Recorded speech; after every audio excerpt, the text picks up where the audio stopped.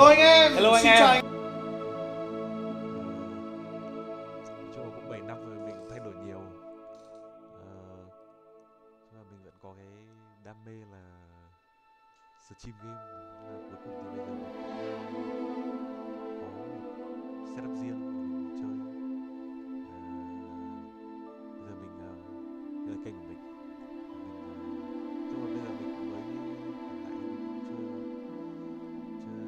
quen với những cái lâu lắm rồi, có nghĩa là tầm phải 3-4 năm mà mình chưa chơi quay lại chơi game ấy. Mọi người ai biết mình rồi thì thôi, chào mừng mình chơi game, cái gì mình cũng chơi. Mà mình tương đối tệ ở game FPS,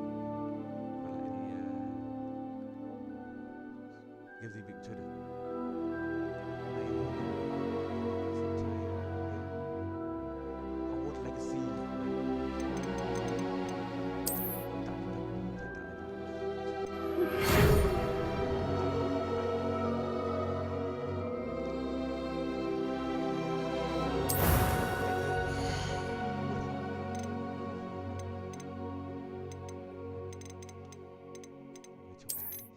nhìn cho nó giống mình ngoài đời hiện giờ.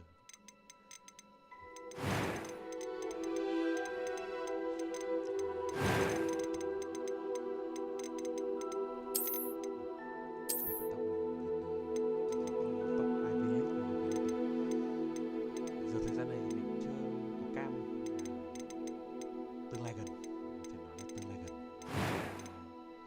sắm một cái cam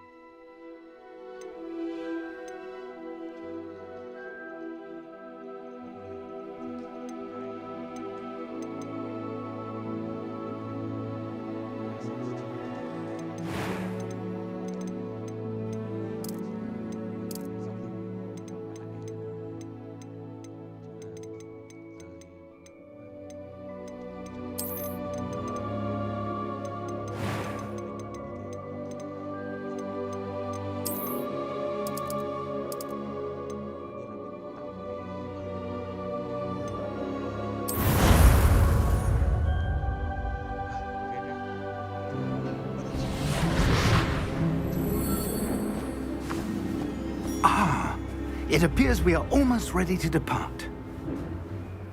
It's a pity we didn't have a bit more time to spend on spellcasting. I presume you've been practicing the spells we worked on. I have, Professor. Well, I'm quite sure I've never seen anyone take so quickly to a second-hand wand. You'll be a force to be reckoned with when you get your own. Thank you, Professor Fig. I appreciate you working with me before the term begins. Eleazar! George!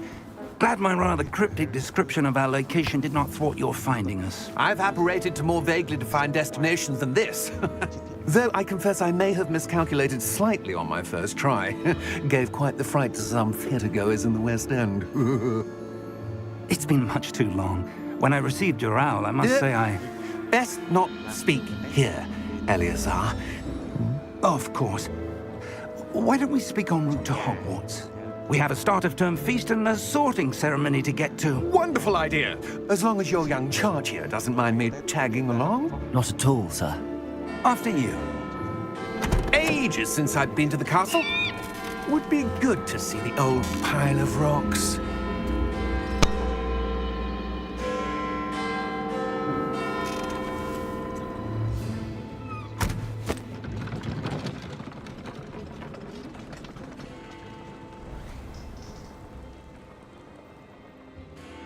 Bây giờ mình giới thiệu mình là học sinh mới vào trường Hogwarts thôi.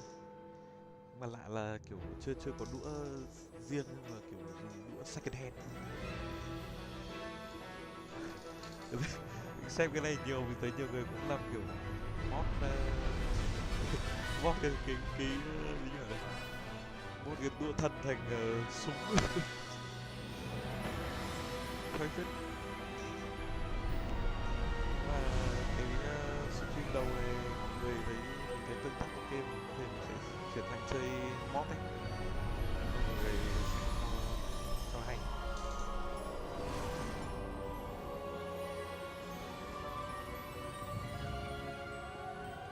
thấy phim không bị lag Glad nhỉ? I caught you Phim before you ổn, left for Scotland. không có vấn đề gì nhỉ? Just barely. Phim ở And who is your traveling companion? 080p 60 fps A này, new ok, student. không vấn đề gì. New? Yes, sir. I'm starting school as a fifth year. Chào bạn How Nguyệt nhé. extraordinary. It is indeed. None of the faculty has ever heard of anyone being admitted to Hogwarts so late. Nor have I.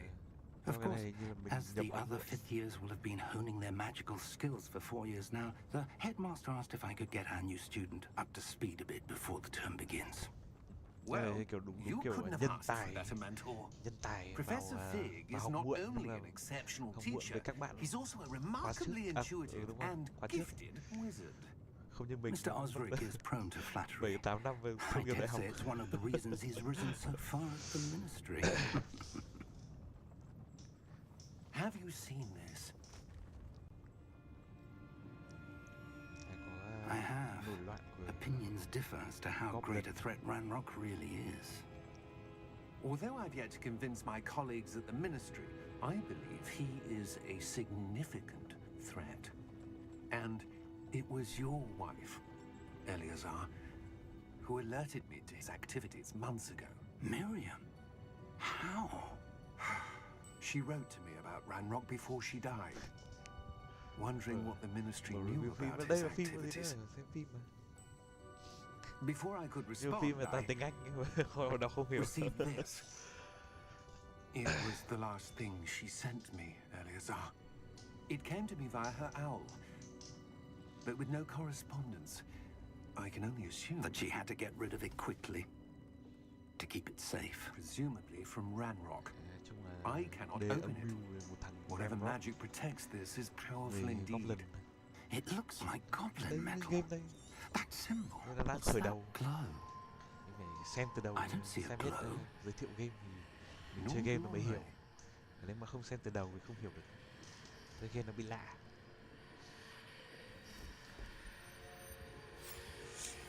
Rồi bắn mình phải lạ. Merlin's beard. How did you? Wait! We did. Ủa. À.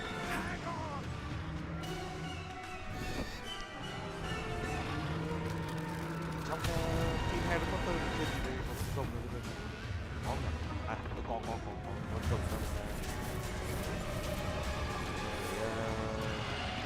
tập Harry Potter với cả Hermione vào trong cái có máu, có con rồng, chính xác là con rồng này.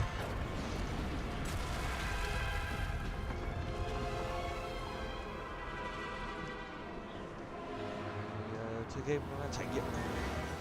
The key. Give me your hand. Akio dịch chuyển.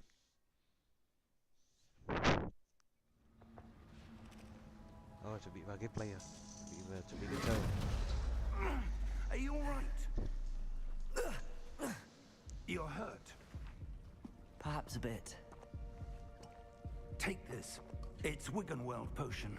That stuff will right you in a second.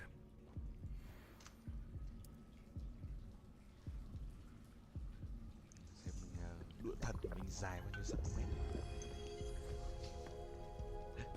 What happened? Poor George. I can't believe he... What the hell got into that damn thing? Attacking a carriage mid-air? A typical dragon would never... Professor? Sir, where are we? I'm not sure. Đang ở đâu? But that Trong key nhà. you discovered was clearly a port key. Port key. An item enchanted to bring whoever touches it to a specific place. Ok, chơi game.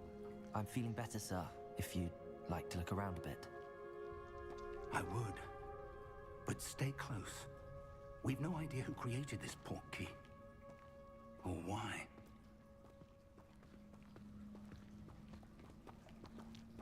Phù thủy Harry Potter.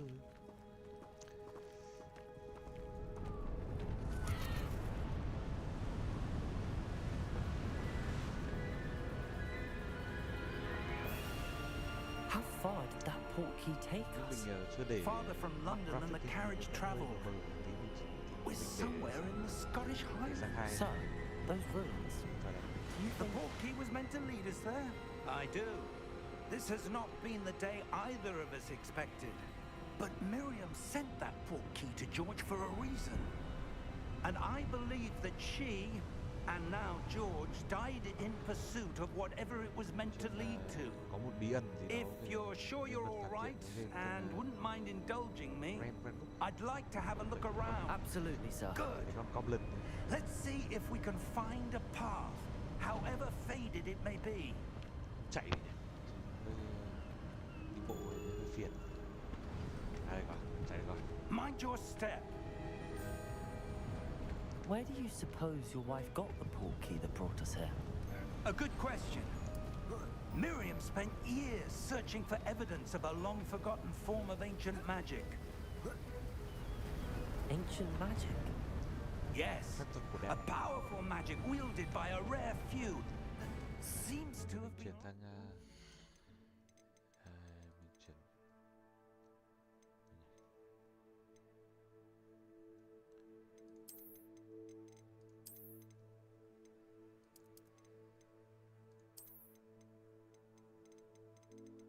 không có à đây này, à mình để ultra hết rồi. Chà, time. không để ray tracing nữa. Hogwarts Castle was built by Nếu mà and is còn lag itself thì a stronghold of that ancient magic. I don't game know where she game came này into tí possession tí of the nữa thì the portkey, game of the year. but I Sắp top am 5. certain it was to do with that search. Ah, there's the path down below. This way. Sir, why was your wife searching for evidence of lost magic? Miriam wanted to understand why such powerful magic disappeared from the wizarding world. Chung là Spoke of the good it could do. ông này But magic is no ông different ấy than muốn, any power. khám phá là What cái really vợ matters của is ông the này one tìm hiểu who về cái wields phép thuật it. gì, kiểu phép thuật cổ đại ấy. Mà bà Is định that khiến bà phải ice? chết. It's Bà not gửi cold ông này enough món quà here. là cái chìa khóa này. It appears to be a sort of enchantment. Someone wanted to block this path. Let's see some of that one work you were practicing. Thế bây giờ tôi sử Focus dụng đũa này. on the center. Dùng đũa dài 3 cm.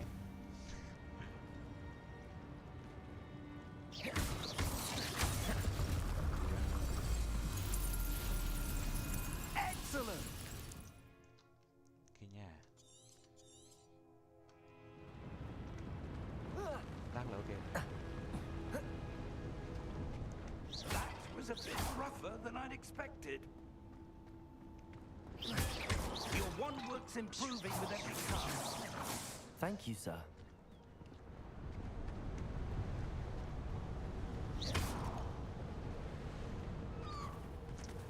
À, Ah, up there.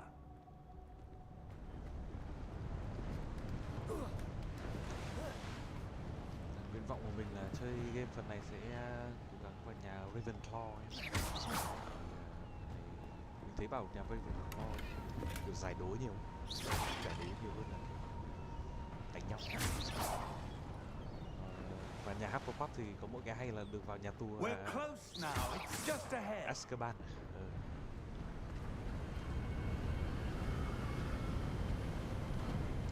Nhưng mà mình bộ PC này của mình chơi của nhà AMD nên là mình không bật ray tracing, nó hơi lag game. Nếu bật ray tracing thì bị càng lag game nên là mình không bật. Mình đã cố gắng đổi cả game ultra, game chơi vẫn khá hơn.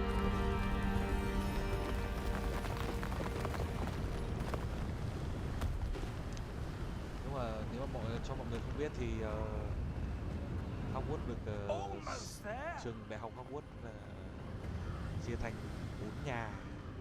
Đấy thì nhà Slytherin là nhà như kiểu như là kiểu nói chung là gọi là nhà phản diện, thì kiểu những người có tài nhưng mà không Why có đức. would someone have built this here? Kiểu I suspect they còn value their Gryffindor privacy. là có tài có đức, Portkey led us here rồi for a luôn bảo vệ reason. Let's have a look around for anything that Phe yếu. seems out of place. Còn nhà Ravenclaw là có tài nhưng mà ít đức, kiểu làm tất cả mọi thứ để có danh vọng, đam mê danh vọng. Còn nhà Hufflepuff thì coi như là kiểu bị vui, gọi là bị lành tính. Professor, it's a mural of some kind.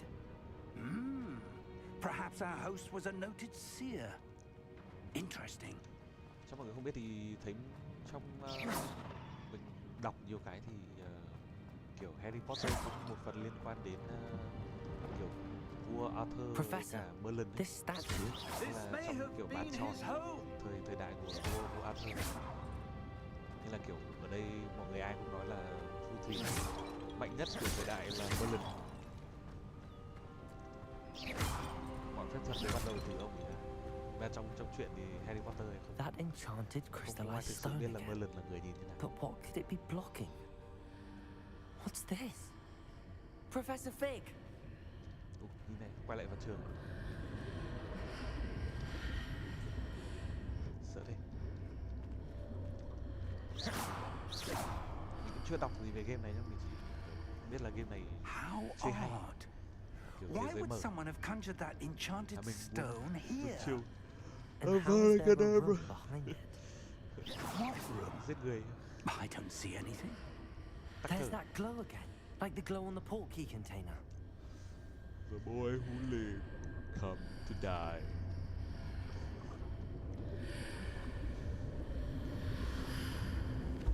What in Merlin's name? Đấy lại Merlin name này. Cái gì cũng nhắc đến Merlin. Godric's heart. Ồ, Where are What the we? hell? I don't believe it. ảo thuật. À đây là cái Hello? cái kho bạc đấy. Kho bạc. Lúc mà Harry Potter với cả Hermione đi tìm cái chén thánh đấy. Cũng gặp con rồng.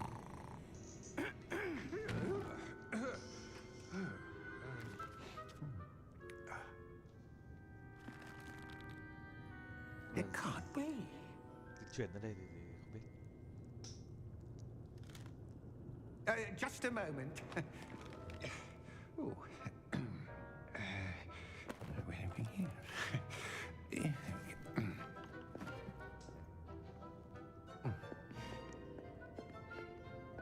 Welcome to Gringotts Wizarding Bank. Gringotts Wizarding Bank. Vault number 12, I Ngân hàng của phù presume. thủy Gringotts. Precisely. Đấy, có nghĩa là cái chìa khóa mà bà vợ The của ông key. này đưa là đến Your wife's portkey. Oh, yes, để, of đấy, course. đưa cái chìa khóa này là để đến cái ngân hàng này. Nó nắm giữ một cái gì đó liên quan This đến way then. phép thuật cổ đại. Thì mà ông này ông Stay cứ nhắc đi close. nhắc lại. Professor Fig à?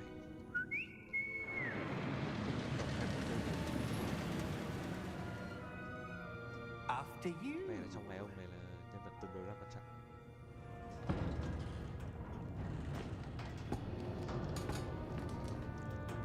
Keep your hands inside the cart if you don't wish to lose them. Nhìn cái xe này ở trong game mà nhìn đẹp hơn là so với phim. Cái phim thì thực ra là phim nó cũng được làm từ How many vaults are there? cũng được gần chục năm rồi. Hundreds. In Just like fact, it. you'll see quite a few on our way to vault number 12. As we speak, we're just beneath the main lobby. The vaults you see now are the newest. Are private entrances to the bank common at Gringotts? Thì ngay trong cái They are most và lớp vỡ uncommon. lòng. Only one with great wealth or power, or both, could have arranged for such a service. You'll want to take a breath. Triển A what? That waterfall washes away all enchantments. It's a security measure. Experienced the thief's downfall before, have you? Heard of it? These are the lower Phá đảo vaults game that này. we're passing now. How deep are we going? Vault number Ngồi 12 kênh của was anh commissioned Đường shortly Bèo after thì Gringotts có was founded over Outsider 4 một. centuries ago. It Outsider resides in the 2. deepest part of the bank. Mình đang Settle in. We've phân quite vân a là không biết distance có to nên go. sử dụng nốt Outsider 2 không.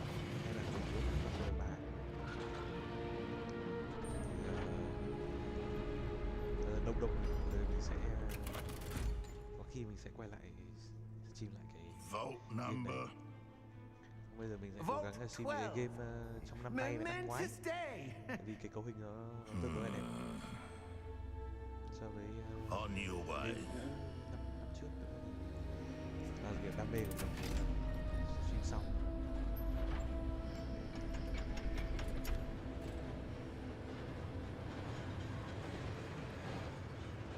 Nhìn để cái nắp bùa lúa này nhìn tếu. Professor, the armband that guard was wearing was glowing. Like the glow you saw in the porky container? No, darker. I saw that same glow on the dragon's collar. Yeah, what was that? We were just wondering about that goblin back there. He watches over the oldest section of the bank. Rare anyone goes there anymore. Cái ở phần này thằng Dumbledore thằng không phải Dumbledore là nhà gì nhỉ, thằng đầu hói hói và không có mũi thì tên phản diện trong Harry Potter là gì nhỉ? Here we are.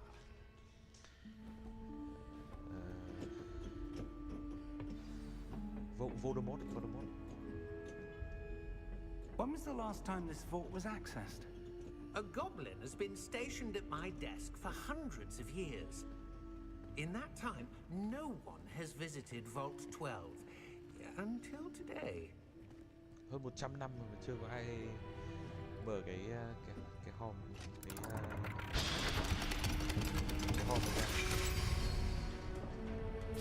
Xem Vault trong 12. Thank you for your help. bí mật được giải đáp sau vài phút. Xem có gì đây? Gì đây? 51 vàng. Nhưng mà mình chơi những game này mình hay thích đi lòng vòng để mình xem có đồ gì. Không tập trung vào cái, mình sẽ không tập trung nhiều vào cốt truyện chính mà mình sẽ hay đi lòng What vòng do you chạy suppose linh we tinh. should be looking for? I'm not sure. Sir, I wonder if you The might... instructions for Vault 12 indicate that I am to grant access to the holder of the key and then close the door. Wait. What the hell? Nhiệm vụ của ông này là mở cửa cho mình vào xong rồi đóng cửa, Professor? không trả lời câu hỏi That nào. was certainly unexpected.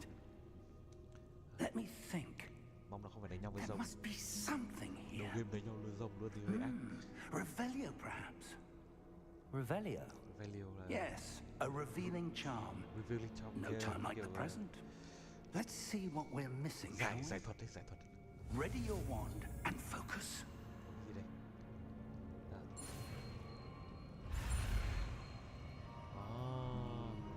Ô. Ê.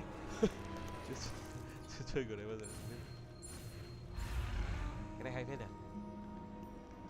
Em học phép mới này. Đấy. Nice. Revelio. There! Như kiểu I giải, saw something. giải ảo giác. Move a bit closer and try again. Value. Xịn chưa? A door. Well, that's a start. There's that symbol again. I don't suppose you see a Chơi way kiểm tra to... mọi thứ nhìn I chi do, tiết. Professor. That symbol has the same glow as the one I saw on the portkey container. If what you can see reveals the way forward, then I dare say we are about to discover the secret of this vault. Lead the way. Đấy. Cái cửa là có thể biết của Lumos! căn phòng này. This is no ordinary vault. I suspect we will need to earn our way out of here. What do you mean, earn our way out? Do you think this is some sort of test? I do. But to what end, I can't say.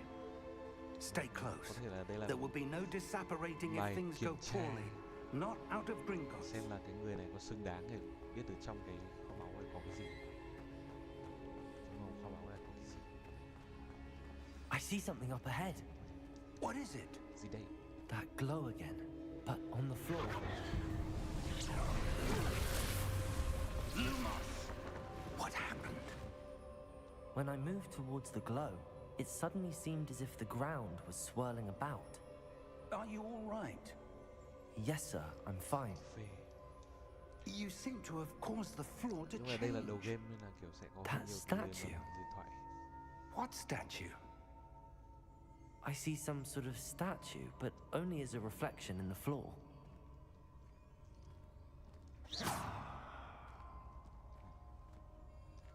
Revelio. I presume this is what you saw reflected in the floor. It is. The reflection's still there, but the statue's positions don't match. Wait. When you moved, the reflection turned in the direction of the light. Perhaps you should cast Lumos. Tức là cái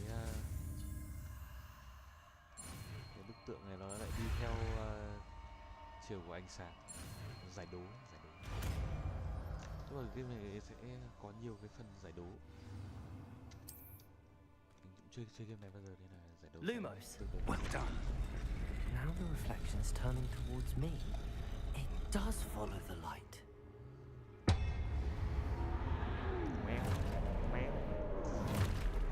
Từ đây chuẩn bị phải vào nhau. Look out! Protego! Accio! Descendo! Levioso! Deposo! Không phải đánh. Expulso! Perfect confuse! Levioso! Deposo! Levioso! Confrido! Expulso! Descendo! Protego! Stupefy! Stupefy. Deposo!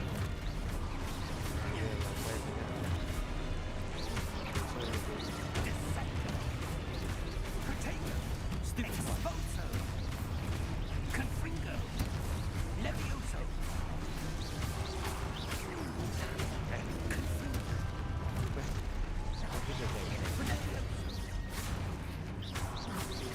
Expulso! Confringo! Defendo!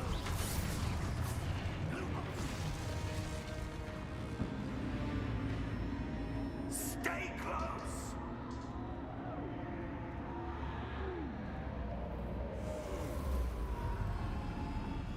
Lumos. Oh. Professor! Professor Fig!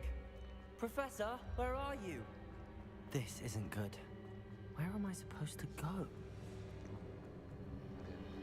Oh, that's where then. The wisps of magic seem to be leading me somewhere.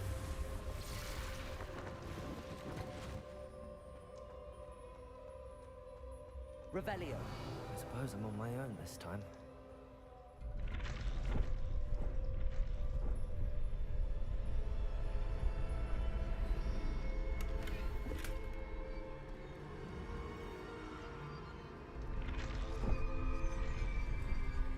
Revelio. Lumos.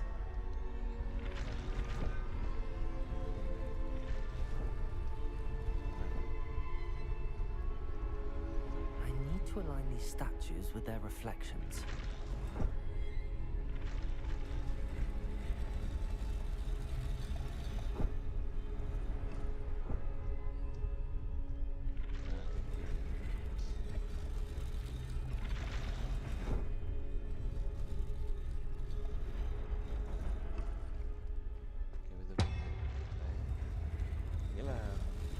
I seem to have no choice. I'm going to have to fight my way out of here. Cái bóng ở dưới sông của nó nhau. Protego! Stupefy!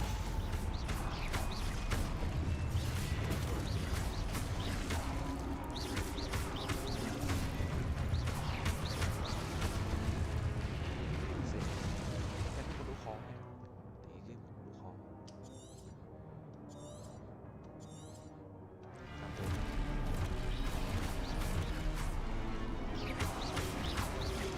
Protego!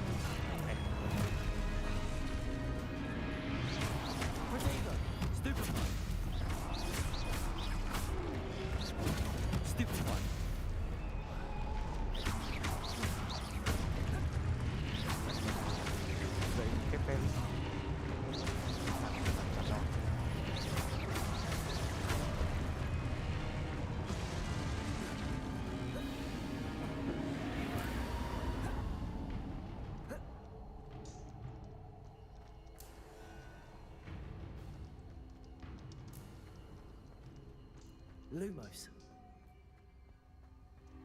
Nghe chiến không? Thanh nghe chiến. Sống động. Đây là người đầu tiên được hướng dẫn. Chưa có đến một cảnh và sống chơi nhanh, chơi đến tận vào trong trường Hogwarts. Đấy sẽ rất là hay. Chọn trường đánh nó.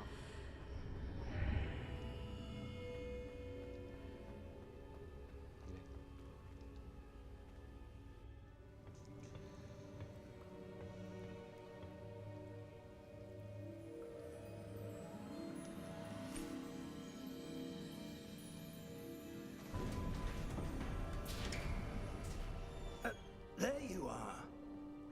How did you... What is this place? I don't know, Đây là đâu? but I found this floating above that basin. Không biết cái lọ này là cái thứ gì. That is no mere basin. That is a pensive À, for viewing memories. đây là kiểu cái lọ này là cái I lọ wonder. mà giữ ký ức của một người nào đó. Nó dùng cái đấy để dò vào trong cái chậu này thì sẽ đọc được ký ức và ghi ở trong cái lọ. Cái này có trong Harry Potter. Follow my lead.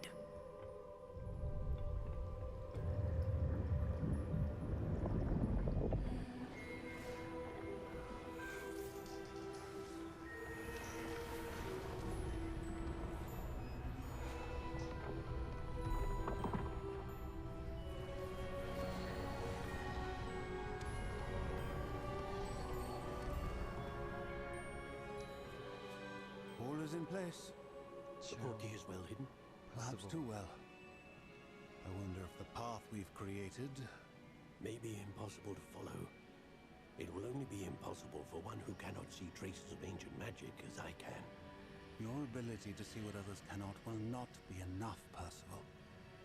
We are entrusting the one who embarks on this path with powerful secrets, with knowledge others will do anything to obtain. Yes, and if we are correct, Charles, the witch or wizard who completes the trials will have proven themselves worthy of that knowledge. And the responsibility that accompanies it. Mà cái này là được ra một cái We've bài done kiểm all that we can. tra dành cho người những cái thông tin mà kia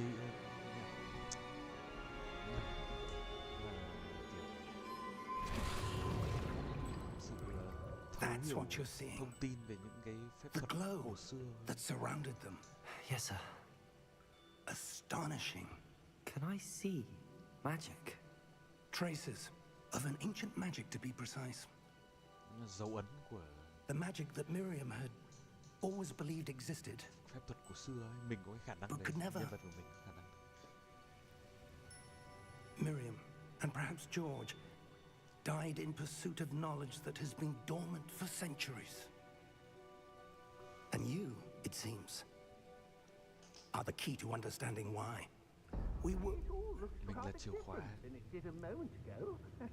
Someone's coming. Who were they? I don't know. But, sir, you shouldn't be in here. I was right. Ranrock. Ranrock. Seems my reputation precedes me. I was beginning to think no one was ever going to visit Rackham's Vault. And why are you here? No need for that. Just give me whatever it is you found here and we can let bygones be bygones.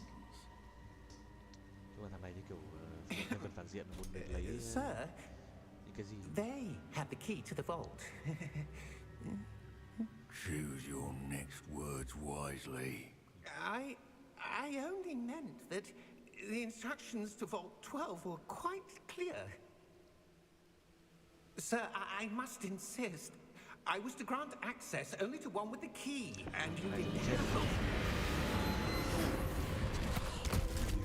Trên I have no patience for traitors. nhân vật phản diện. Now, where were we? I'm not giving you anything.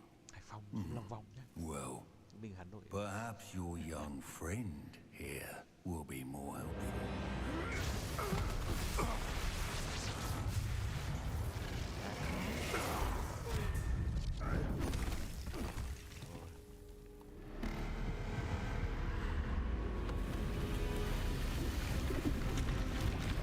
Nghĩa là ở đây này, hai anh không xứng đáng này, gặp bốn đôi hai bên bảo vệ cái kho người xứng đáng.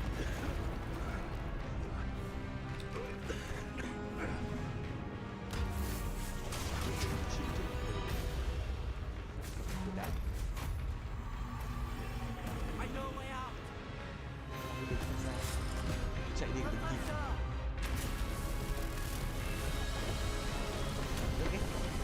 Cái con ma da trắng không biết là con ma biết đi vào. Biết là con ma thì chạy mẹ đi, quay lên chạy ở xa đi vào.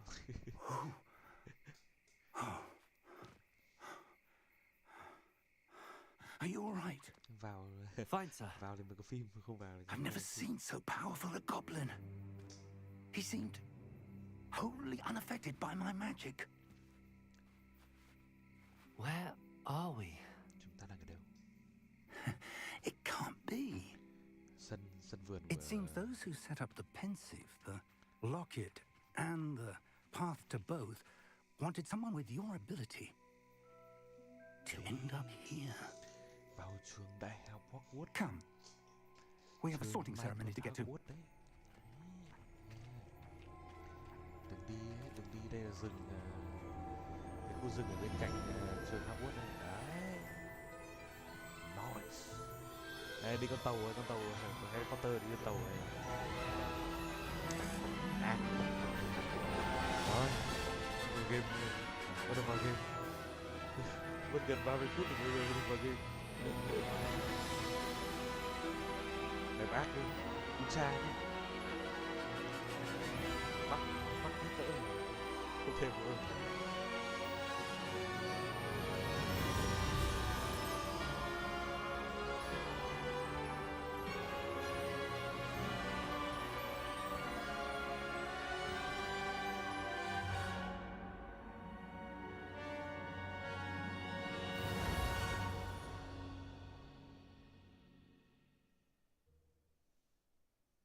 Đây có biểu tượng ở dưới bên tay phải đây, là biểu tượng của các nhà trong trong Hogwarts. Biểu tượng con quạ Ravenclaw, biểu tượng sư tử là Gryffindor, con rắn là Slytherin. Oh, good. We haven't missed the sorting ceremony. Badger. I'm no expert, but that seems more appropriate. Now, Con I need to study this locket as soon as I can, but Honey first I Badger. must contact the Ministry. Con They need to know what happened to George and be warned of Ranrock. For the moment, I ask that you keep all that's happened this evening between you and me. Of course, sir. Thank you. Ready for the sorting ceremony? mình sẽ game này mình sẽ vào nhà Ravenclaw này. Đây là cái mũ chọn nhà này.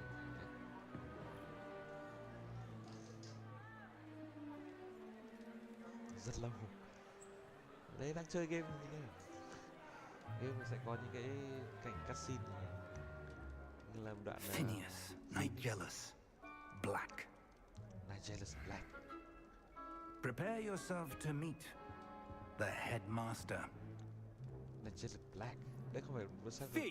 Dumbledore. Nice of you to join us. Không biết là đây là The chắc là sorting thời khác à? ceremony is over. Thế là There qua. were complications. Complications? It seems the goblin problem Enough. has... Nghĩa là kiểu Goblins. như là I've cái no phần time for thời- rumors, thời Fig, and khác I'm so với rapidly cái losing thời- whatever patience I had left. thời của Dumbledore, Harry Potter. Có khi If như là sau. you're lucky, sau we rồi. might still be able to get you sorted this evening. Sau stream mình sẽ tìm hiểu I'll thêm be in về cái touch. mốc thời gian của game.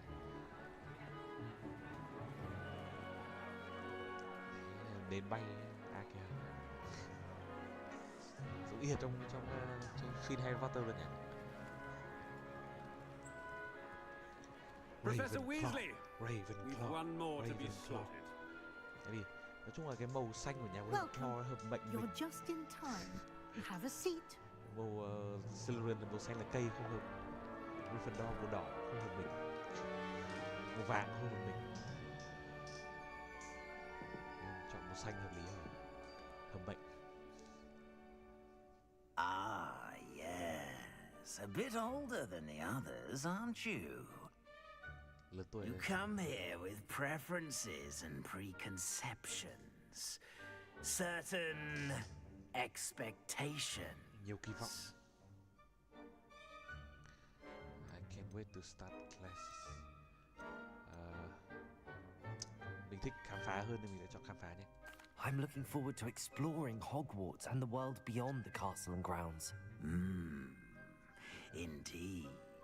Much can be gleaned by having an adventurous spirit, but your professors have a great deal to teach you as well. Ham chơi hơn là ham học. I wonder. I detect something in you. A certain sense of... what is Thấy cái it? gì đó có trong mày.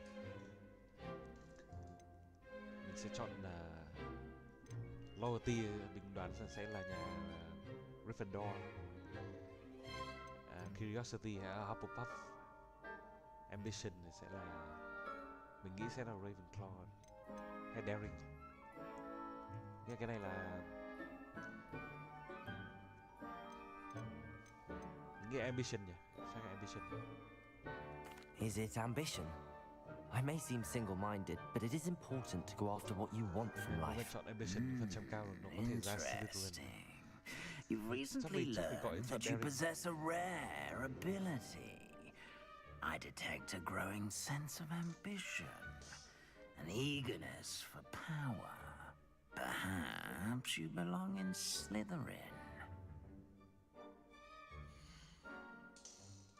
Không, mình không thích vào nhà Slytherin, chọn And Ravenclaw. you've a ready mind, Yeah. quick to Thông minh. learn. Thông minh này, sáng tạo và gọi là tài ba kiểu đấy. Chọn nhà Ravenclaw tại vì nhà Ravenclaw có cái cửa đẹp. You belong in Ravenclaw. Ravenclaw. Những đồng phục sóng biển. Ác.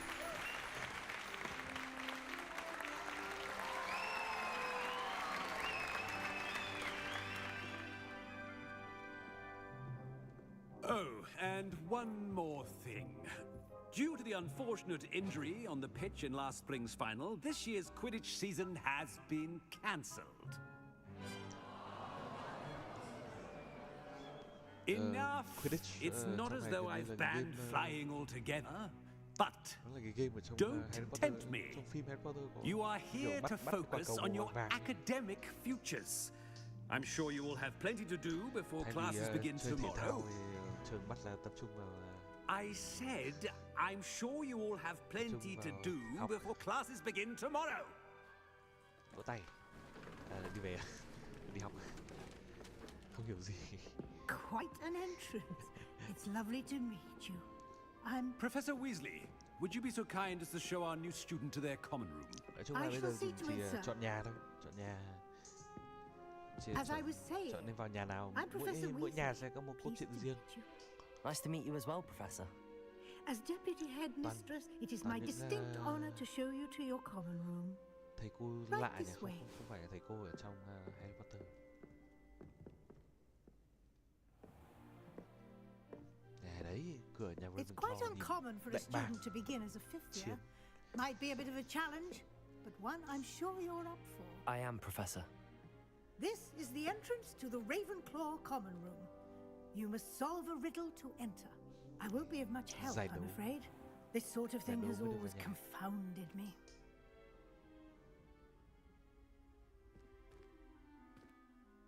Who lived longer? The ghost or the poltergeist? A ghost or a poltergeist? A non-being can never have been.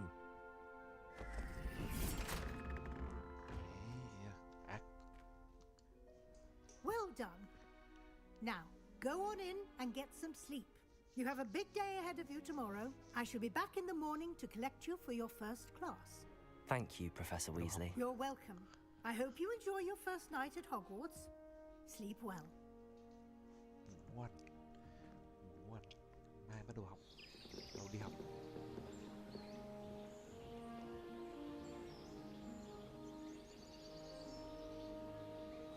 Cái này nó kiểu GTA thế giới mở ấy. Mình kiểu đi lục lọi nhà phòng được khác được. Kiểu đấy, mình đoán thế. Looks like everyone's gone. Thấy mọi người bảo Better head to the common room.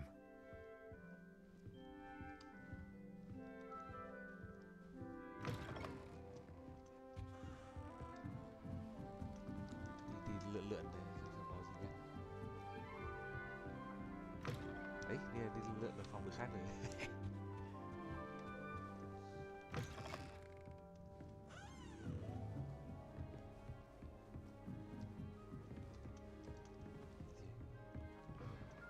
Toilet.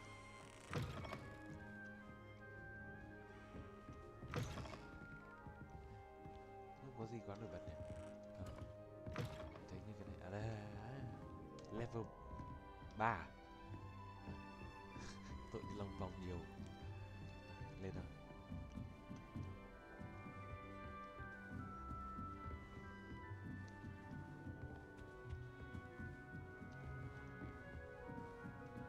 This should be interesting.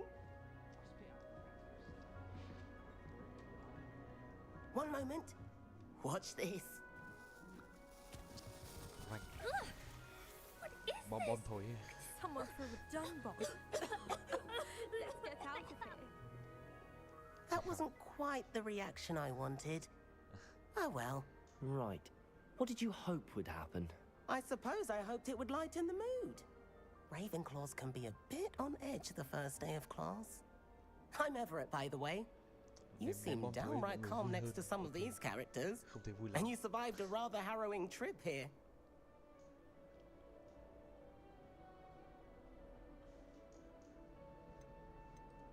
I'm glad to be here. Mong chờ Ready được for chưa? classes to start. Good. Glad to hear it. Truly, there's no Everett reason to Glutton. be nervous. Most professors are firm but fair. I mean, not all of the tricks I play are as simple as a tossed dung bomb, and I'm still here. Wait, did you say most professors are fun but fair? Ha! I did. But probably best I let you judge for yourself. Professor I do Snape. tend to push their limits. Professor Snape ở trong I should phim wander chết off before someone traces that dung bomb back to me. Nice meeting you. Chắc là không You có. too, Everett.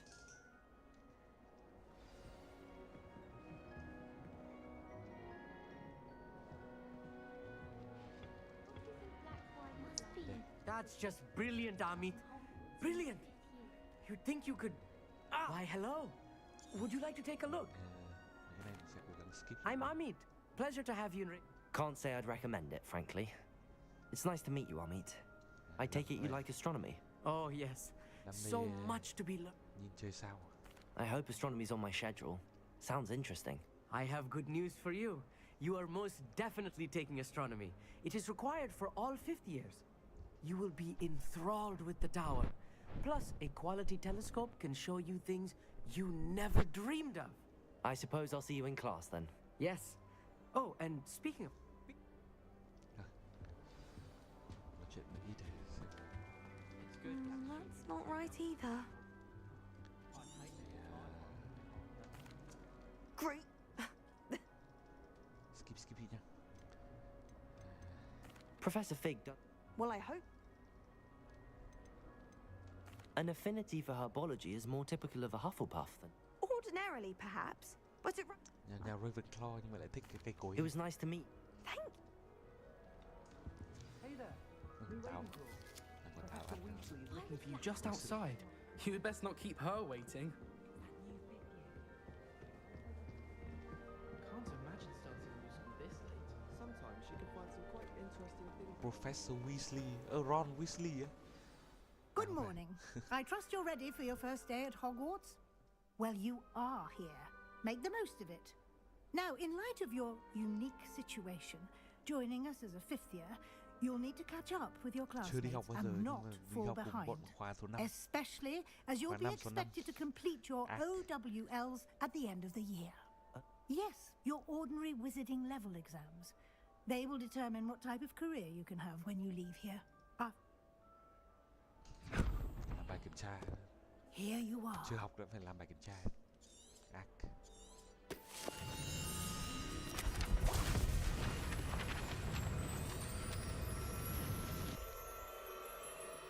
Thank you, Professor, but what do you mean it will keep track of what I'm learning? Perhaps seeing it in action will answer any questions you may have.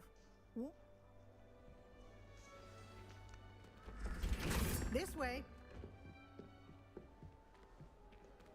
The guide will give you opportunities to practice your magic and educate yourself about wizarding lore. Luật. Không bắn vào này. Chưa được. I certainly would have appreciated something like the field guide when I was a student. Nhưng mà cái quyển sách đấy nó chỉ là kiểu hướng dẫn cho mình đi học thôi. Kiểu đấy. Này, nhìn Why lại. don't you Cái bức cast tượng này mình đi Revelio đâu đâu on quay this đầu này. bust and see what details the field guide can provide?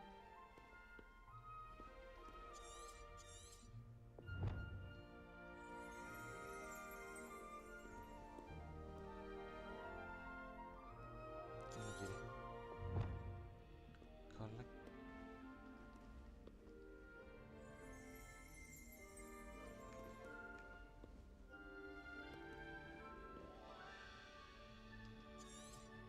Revelio.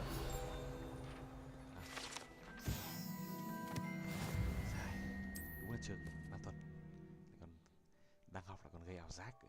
Lạ thật. Challenge. À đây có nghĩa là những cái này như kiểu nhiệm vụ của mình. À, ok. Cút cút.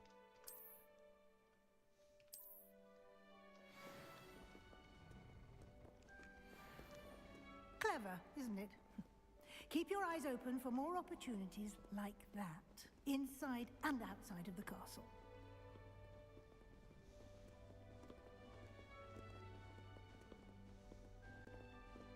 No time to waste. You've classes to attend.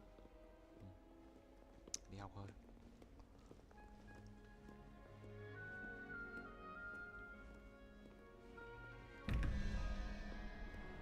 Revelio. Mở cửa.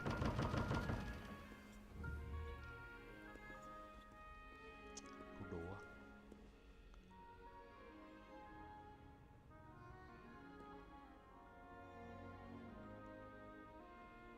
Không hiểu lắm nha.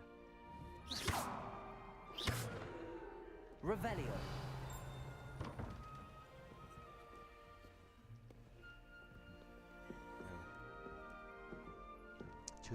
Chưa biết cái đấy.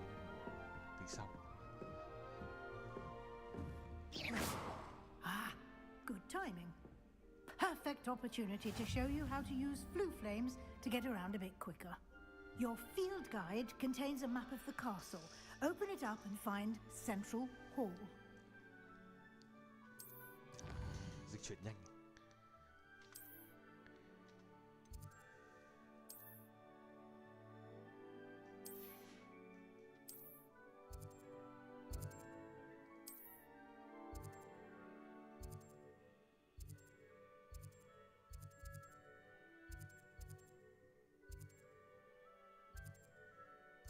Central Hall.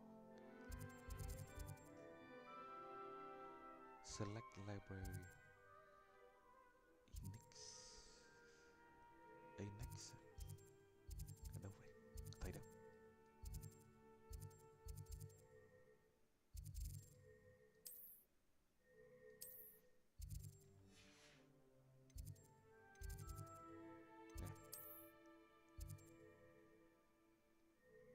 À, ok.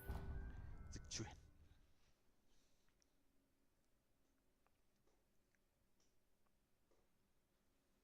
And here we are. Quite the time saver. These stairs lead directly to Central Hall. You can get almost anywhere in the castle quickly. from Central Hall. Central Hall. Đây là trung tâm trường học. Uầy, Always something happening here. It's the heart of the hive, our King's Cross station, so to speak. That should be all for now. You'll be expected to attend both Charms and Defense Against the Dark Arts classes today. And I'd like to be sure you get to Hogsmeade as soon as possible. What will I... Can... You mentioned... You should be able... You will... Thank you, Professor Weasley. A lot to happen, judging by you. He did, Professor. My suspicion is that there's more to the story than a search for belongings and an extended trip up to the castle. I'm sorry, Professor, but I'm ông afraid này bà that's all hỏi là there tại is sao to mình it. đến học muộn. Almost precisely what Professor Fig said. Không tin được bà này thì mình trả lời. Speak Cái of the gì? devil, Professor Fig. Your ears must have been burning. Oh? Yes. You seem to have provided our new fifth year with a solid foundation in the basics of spellcasting. Ah, I'm afraid I can't take all the credit there, Professor. They've a rare aptitude for magic, it seems. I would... Very well. Enough chit-chat. Nhau thôi. Bớt. Good luck. Come and find me in my classroom after you've attended both classes today, and I'll explain more about those assignments I mentioned. Mẹ đã học xong 2 lớp rồi, bắt phải còn giao bài tập là về nhà. I did my best. Yes, We do. good. Now, as capable as you are, I believe the ability you possess obliges you to be well trained. Chúng mình có nhiều tài năng. Phép gì mình học được? Học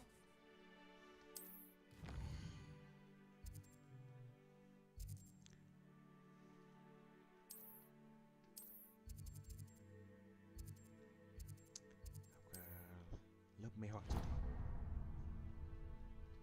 The map is enchanted to help you find...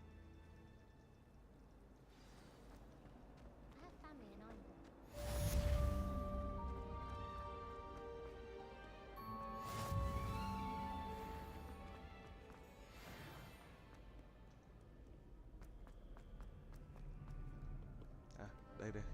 Cái bản đồ mình cứ chạy lung tung.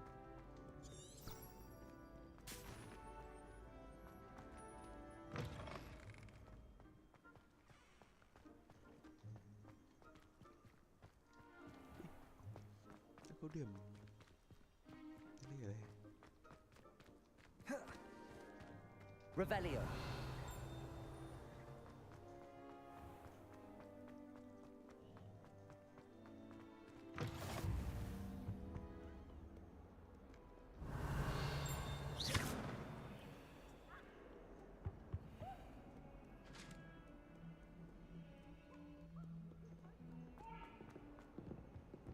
I cannot do this for all eternity. Professor Ronan tends to go on a bit. Đã vào lớp.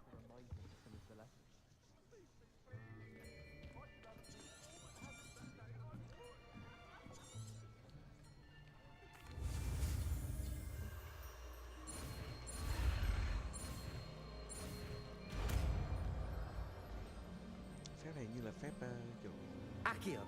kéo dịch chuyển. Đây, dịch chuyển. Kéo. That is not bad. You are not a bad. swift learner.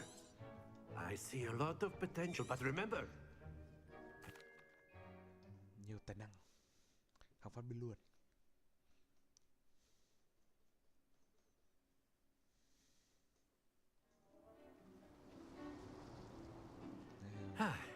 Lớp học I've always found that fun goes hand. ở đây Very vẫn simply, học ngày xưa. cast Accio on one of the spheres, and the excellent happens to the best of us. Now, think of this like gobstones. Splendid! That's it!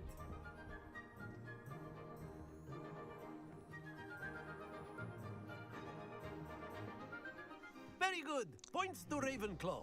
But Đó, there's certainly điểm no luôn. sport in... Miss Onai, would you care to give our new student a bit of a challenge? Come on up. You'll be the blues, just as before, and Miss Onai, you are playing red. Clear? Yes, sir.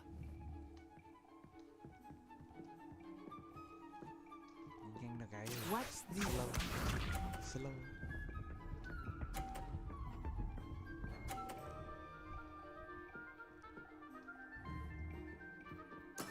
That is how it's done. 30 điểm. Accio! Nhơn 30 điểm 15 điểm. Excellent control there.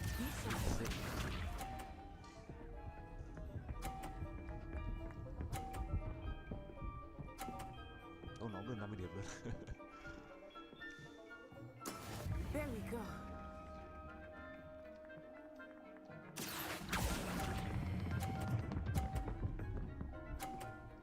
Nhơn. Brilliant. Let us see this.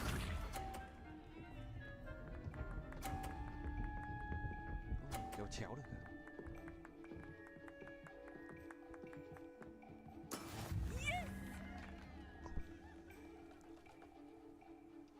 Accio! Nhơn. Mắc điểm luôn. A perfect score. Remarkable.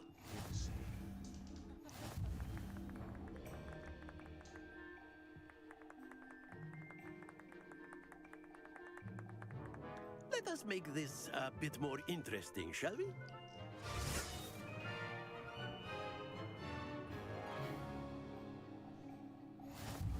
Sao này? Có vật I cản. think we are well past interesting at this point. I'll say. Enough chatter. Focus now. You will need it. This round settles it all. Here we go.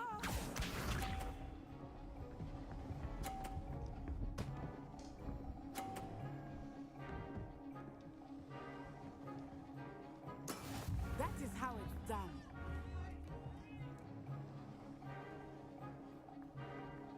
Accio!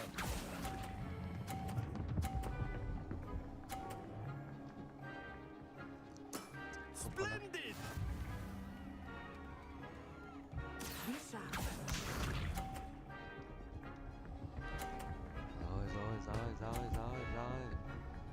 Rồi.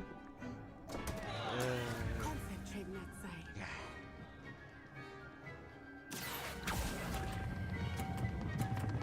Ôi, quả đà. Stay focused. Watch this.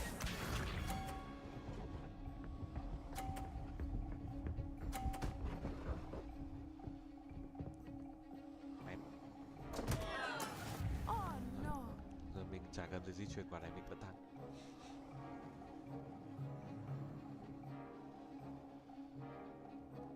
Do not think I will start going easy on you now.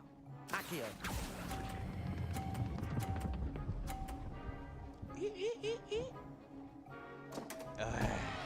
Ok, mình vẫn thắng. Nice dude. Lên lên. Lên lên. Lên lên. Lên lên. Very good, both of you. Well done. Nói chung là mình cứ thắng là được. Không quan trọng.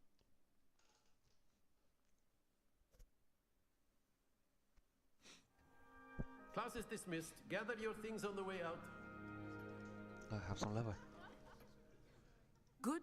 Took me weeks to become proficient with Accio. Nó bảo là nó... Thank you, but I've been holding my own. I appreciate your confidence. Before I knew... Is Wagadu... Is Wag... This may... You can... Oi. Ok. It's nice to learn about another wizarding school. Có cả thêm trường... trường Of course, pháp thuật you khác. can use A word, if you would. if you're so. You wanted to speak with me, Professor? I did. I trust your first... Well, an outdoor competition wasn't exactly the lesson I was expecting, sir. What? You did well, managing to best as gifted a student as Miss Onai is always a fierce competitor, though I said... Now, Professor Weasley has asked that your professors give you instruction outside of the ordinary curriculum. Expect to hear from me soon regarding a special assignment that I am preparing for you. Kiểu mình đặc biệt quá, thêm bài tập. Hello. How is your birthday coming along? Có hòm hay hòm. Handy And then resource. the werewolves joined the goblins in the uprising. Werewolves, where were you? In the Goblin Rebellion, Rebellion. of 1752. And by the end of it, the Minister for Magic was Albert Boot. No, it wasn't. Oh, what fun! I won't say my goodbyes. I shall cheer for the boy who says you're telling lies. I'm not telling lies, Peeves. It was Albert Boot. No, it wasn't. It was Basil Flack.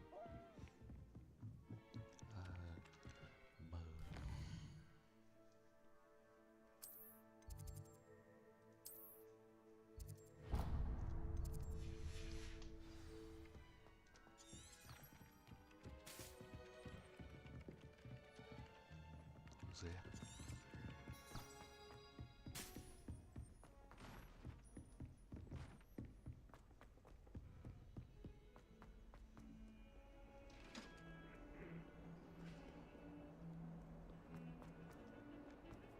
Chung là trường khá to. Ở đây thì mới là kiểu phần mở đầu ấy, kiểu mới bắt đầu hiểu về cái cơ chế của game nên là nó cũng chưa có kiểu nhiều cái đặc sắc. Dần dần thì mình sẽ Stupefy lớp chiến đấu với thằng ô tô.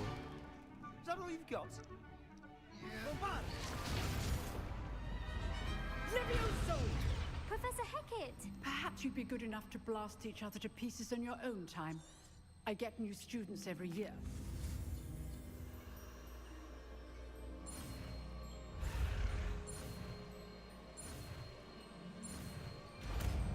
Levioso. It's Leviosa. Levioso.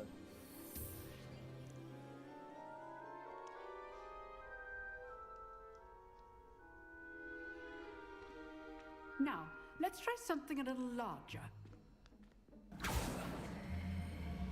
Kiểu mình có tài năng kiểu học phép và nhanh. Nếu mất vài năm học ấn vài nút là xong.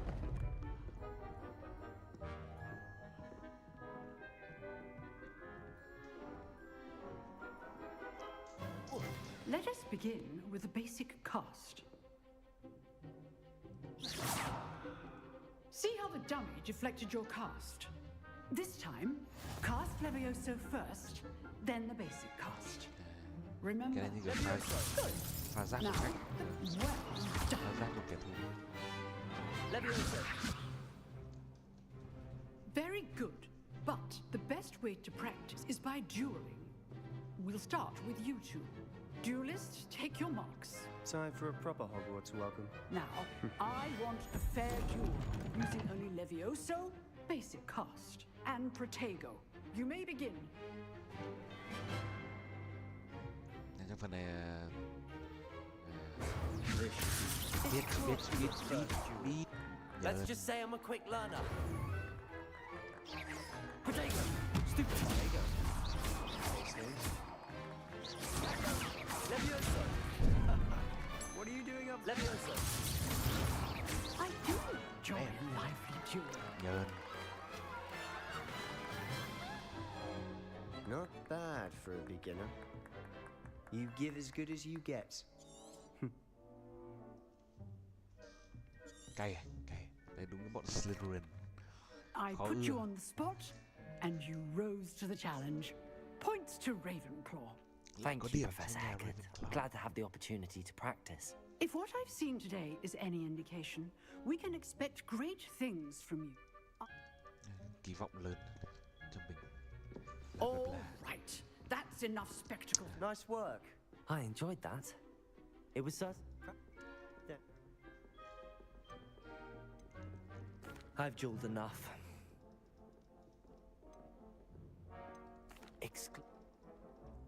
Good. Till next time. lần sau gặp. Ok, giờ đi đâu?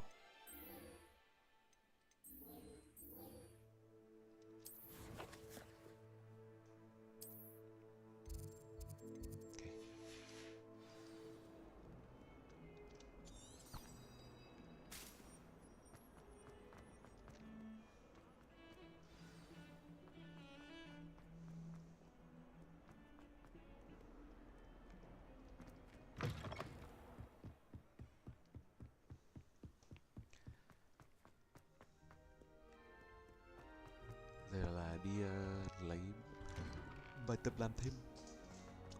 Đi học bình thường không xong rồi bắt đi học làm bài tập thêm. Revelio. Ở đây nhiệm vụ phụ mà, nhà đúng không? Là nhiệm vụ phụ. We're glad you could make it. Lucan's just over there. Can I help you? Sebastian told me to see you about a club. If Sebastian vouches for you, that's all I need to know. I coordinate duels for crossed wands. A dueling club of sorts. I'm flattered to hear that. Ở lớp học ở đấu đũa. Of course. Đấu phép thuật. Get me in the ring. Chiến luôn. We'll make you regret signing up. Dạ nhạt.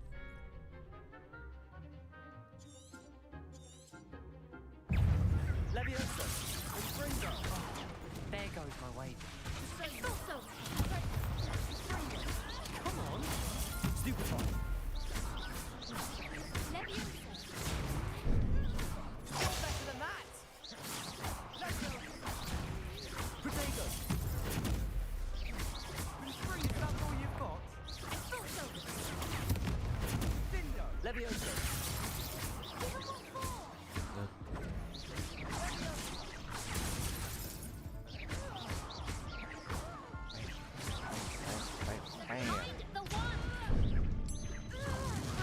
Oh, defeated. Oh no. That looks painful. Care to try another round? Yes. Don't count me out yet. Brilliant.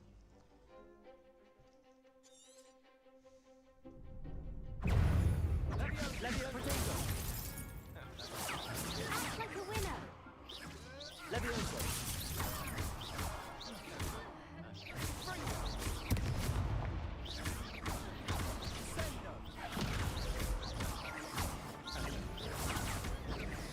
Leviosa. Springo. Protego.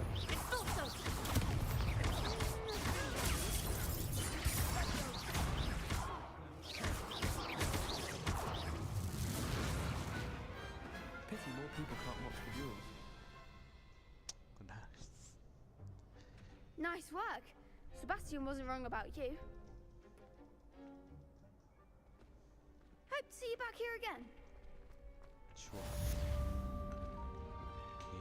You can't imagine how inconvenient travel was.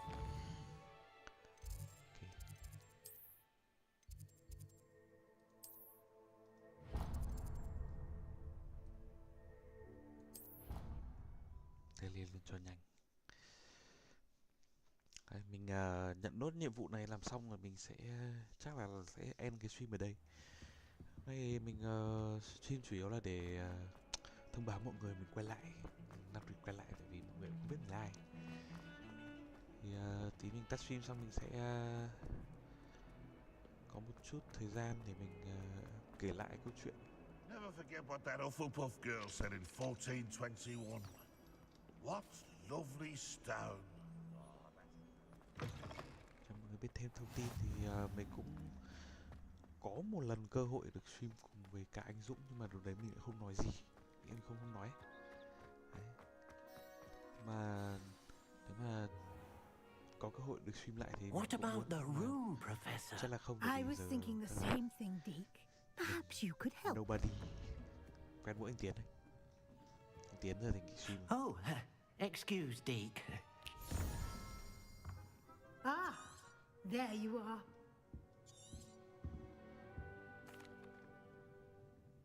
I trust your first classes went... Have you and Professor Fig not discussed?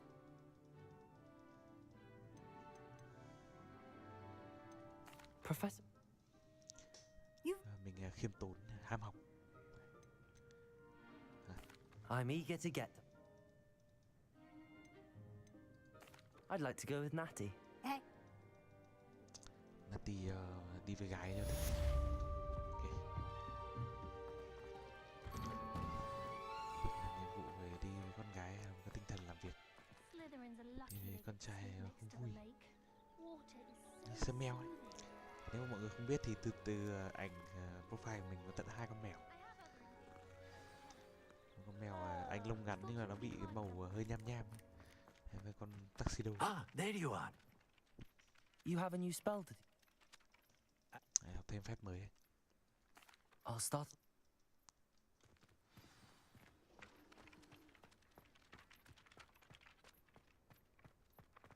This is the right area. I wonder where the flying page is.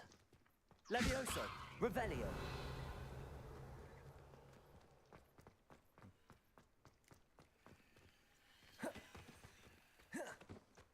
Levioso!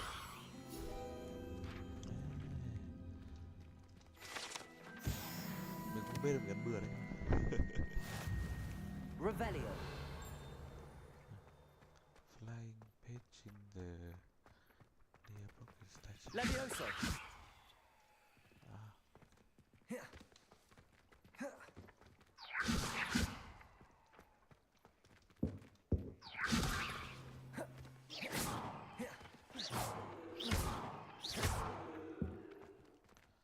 Collect the flying page. Cái này dùng cái Asio. Rồi. Accio!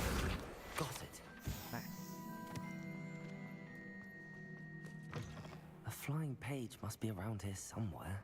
Revelio! Might some kind soul help me? Are you all right? Don't you know who I... I'm so... Go.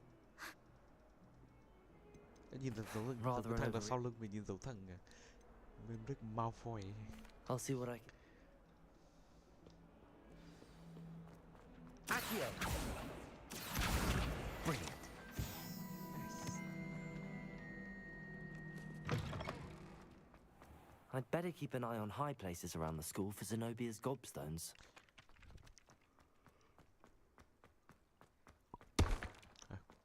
Mình nghĩ stream ở đây mình cũng tương đối là mệt. Thế thì trước khi mình end stream thì mình refresh lại cho mọi người biết thêm về mình nhé. Mình sẽ end our game là cái gì?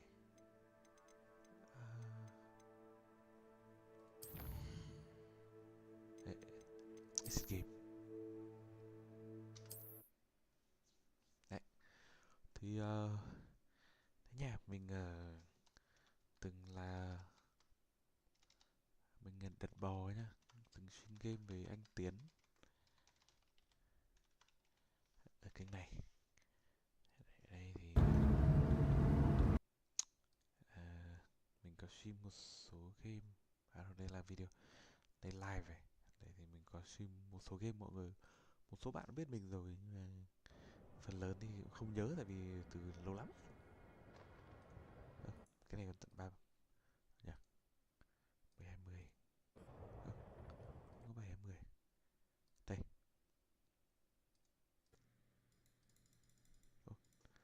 Đang stream 720 này. 320. À đây. 720 60p. Đây thì hồi mình tóc mình rất dài. Mình quên mất cái nút mà chuyển cái mình chưa bị hói thì mình nhìn như này. Còn giờ khi mình tóc mình bị thưa rồi thì mình đây, tóc mình bị thưa thì bây giờ mình nhìn như thế này. Đây, mình nhìn như thế này. Mình nghĩ là mình đẹp trai hơn nhưng mà nói chung là cũng không biết được. Đấy. Thì một ít story time với những bạn ở lại cuối stream hoặc là sau khi xem xong stream của mình. Đấy, thế thôi nhá. Ok, cảm ơn mọi người đã xem stream của mình. Stream của mình đến đây là hết. Mong mọi người, hẹn gặp mọi người vào maybe là chiều ngày mai tầm 5-6 giờ ngày mai mình sẽ cố gắng stream sớm để chơi lâu hơn. Thế nhá. Bye bye, tạm biệt mọi người. Còn nếu mà về vấn đề cam cùng các thứ thì mình sẽ vẫn đang cố tích góp thêm. Mình vừa mới mua xong được cái PC, nó cũng tương đối là khỏe. Đấy, mà có thể thấy là mình stream không vấn đề gì. Đấy, thế thôi nhá. Tạm biệt, hẹn mọi người vào ngày mai. Mình sẽ stream vào ngày mai nhưng là chưa có giờ chính xác. Sẽ vào ngày mai. Cảm ơn mọi người đã xem.